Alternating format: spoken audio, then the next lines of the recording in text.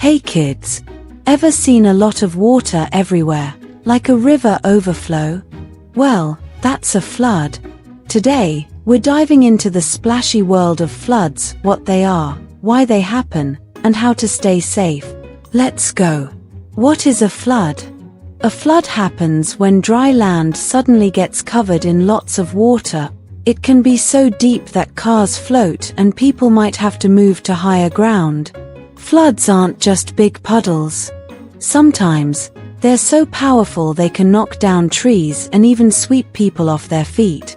Causes of floods. Floods can happen because of many things. Heavy rain that fills rivers and lakes. Rivers overflowing when there's too much water. A huge wave from a tsunami or a hurricane. Melting ice or snow rushing downhill. Even when a dam breaks. Did you know there are 3 main types of floods? Number 1 is slow onset floods. These happen slowly, lasting days or weeks. Usually from rivers overflowing. Number 2 is rapid onset floods. These last just a few days and happen faster. Number 3, flash floods, the most dangerous. They can happen in minutes and come with no warning. Why do floods happen?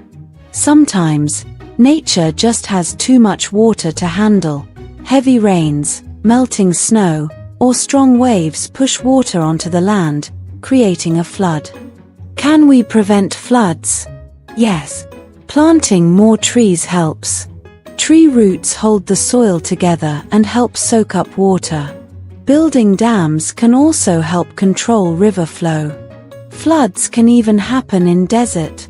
In ancient Egypt, people loved floods because they made the soil perfect for farming. If a flood happens, move to higher ground, avoid walking or driving in moving water, and stay indoors. Floods can be scary, but knowing why they happen and how to stay safe makes a big difference. Next time it rains a lot, remember what you learned today. Subscribe for more fun facts.